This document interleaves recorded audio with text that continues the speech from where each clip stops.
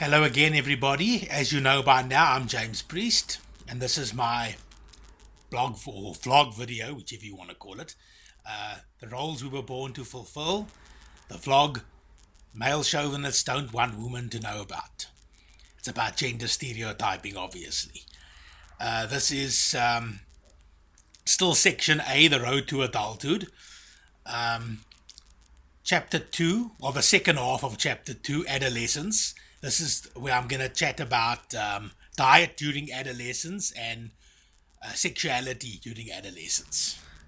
Okay. Puberty and adolescence are marked by an increase in height and weight, as well as significant modifications to the amount of and distribution of body fat. These changes demand alterations in some eating habits to guarantee a sufficient supply of energy and nutrients. Nutritional deficiencies during this phase of maximum growth can have negative consequences such as smaller stature, diminished bone mass, and delayed onset of puberty. Proteins, iron, calcium, vitamin C, or vitamin C if you want to call it that, and zinc are the key nutrients in adolescence. The psychological and social changes in adolescence can lead teenagers to reject family customs and eating habits acquired in childhood. Adolescents start to prepare their own meals and eat outside their homes more frequently. Consequently, there is a greater risk of following an unbalanced and inappropriate diet. Okay, now we come to nutritional recommendations. It is very difficult to make standardized recommendations for adolescents as everyone is different, obviously. The following recommendations are based on guidelines designed to promote healthy living.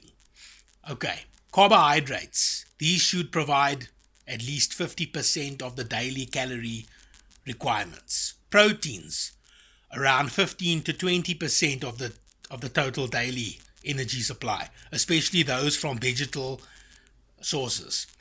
Fats, these should represent about 30 to 35% of the total calories, with a suitable distribution of saturated, monounsaturated, and polysaturated fatty acids. Do not forget that the appropriate fat intake involves satisfying the body's requirements with respect to essential fatty acids.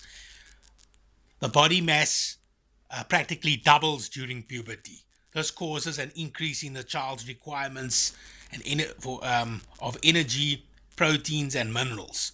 So any deficiency in this period can have negative consequences. Both sexes reach their adult height between the ages of 18 and about 20. Although the bone mass continues to increase until the age of 25. Minerals. The body, now this is the year it gets particularly interesting. Minerals. The body has a particular need for calcium. 1.200 milligrams a day. Then they say iron, 2 milligrams a day for males and 5 milligrams for females after the onset of the menstrual cycle. And zinc, 12 milligrams for females and 15 milligrams for males. What I did notice though is iron is, what I found out was that iron is it's three of the benefits for iron is better concentration, higher intelligence, and also, what was the third one? It was better concentration, higher intelligence, and just better memory. Better memory. That was the third one. And often you'll see that girls portray that. They have better memories, better concentration, and better intelligence at that age than boys. Better maturity. So I'm thinking maybe it's just a thought, if we upped the intake of iron for males a bit, maybe they would I don't know, maybe they'd catch up to the girls, to the females. Also, I've got a formula for they say here 15 milligrams of zinc for, as I just said, for males, and 12 milligrams of zinc for females. I've got a formula that I worked out for that, but before I get to that, if you look at zinc is, what I found out is, zinc is actually one of the main benefits of zinc is natural testosterone development, and as we all know, that helps with muscle growth and bone growth, but mostly muscle growth. Now, if you take 15 and you divide it by 12, you get 1.25. That's what they're giving the children. And if you look at the average size of an average man, his weight is about 75 kilograms. And the average weight of a woman is about 60 kilograms. And if you take 75 and you divide it by 60, you get 1.25, the same again. So one is directly proportional to the other. So I'm thinking maybe if we upped the zinc intake in girls, they would close the gap. But the formula that I worked out, it reads as follows: DAB equals to A divided by B, where D is the difference between A and B. D is the difference between the 15 milligrams of zinc and the 12 milligrams of zinc, and A and B is, A and B are those two values, and A and B can also be used as 75 kilos and 60 kilos. So 1.25. So what it basically says is that you get 1.25 difference. The one is directly proportional to the other. But if you look at performance between men and women, then you'll get if you look at an exercise like deadlift, which is it's a display of raw power, and the average woman deadlifts about 87 kilos, whereas the average man does 152. And if you divide that out, you get 1.77, not 1.25. But if you factor in all the supplements, most men take supplements. If you factor that in, the supplements make a person, things like creatine or mass muscle builder, it can make you about 20% stronger. So if you minus that 20% from 152, you get 97, much closer to 87 than 152. So without the supplements and the correct zinc intake, they'll be closer to each other, I think. That's in all rationality. Or if you don't minus the 20%, the supplements from the males, and you increase it to the females' diet. Well, either way, I think it would work. Yes. Vitamins. It is important to cover an adolescent's need for vitamin A and B and D, folic acid, B12, B6, all those things. Fruit and vegetables are the main sources of all of these elements.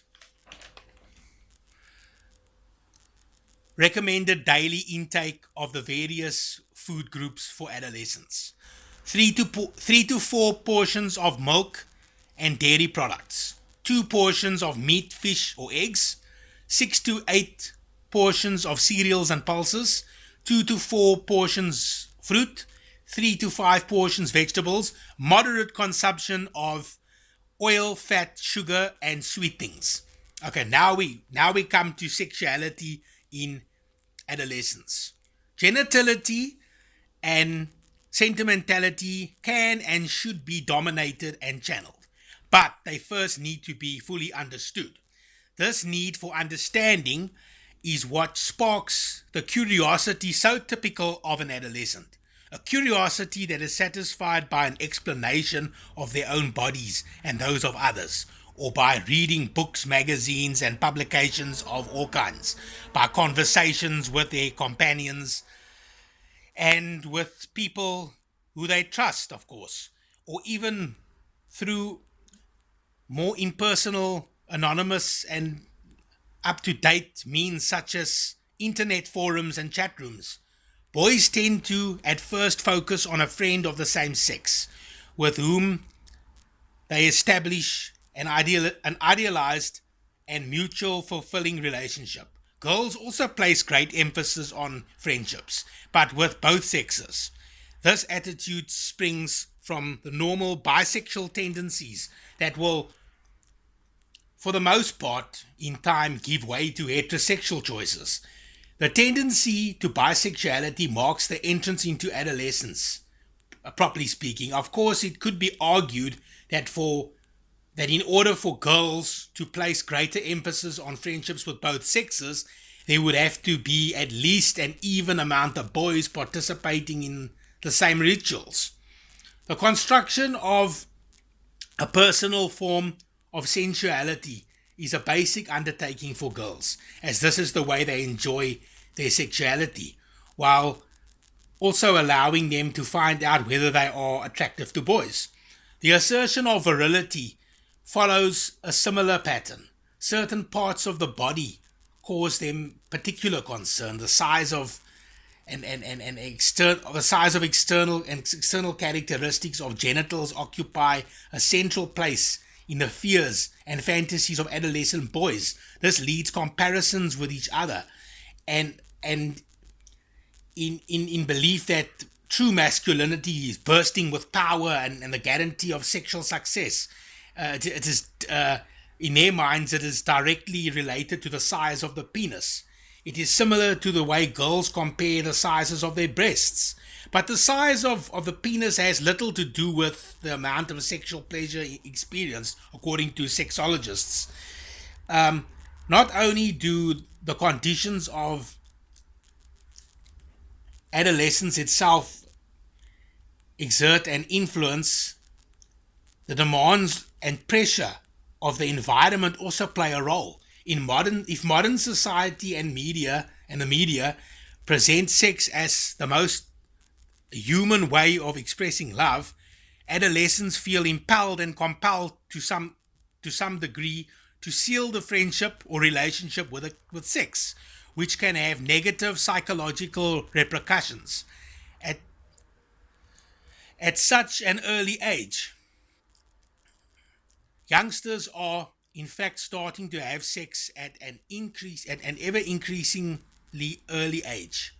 In most cases, adolescent sexual relationships surge spontaneously, i.e., they occur without the planning that is usually characteristic of adult relationships. This pattern can be seen as an enrichment of tenderness and love, but it can also have dramatic consequences, as it may give rise to undesired pregnancies and a lack of precautions against sexually transmitted diseases. The risk at this age is that the need to search for an identity and can propel the adolescent into premature sexual relationships. Friendships, studies, sport, activities with companions, and dialogue with parents and teachers protect an adolescent from impulsive sexual behavior.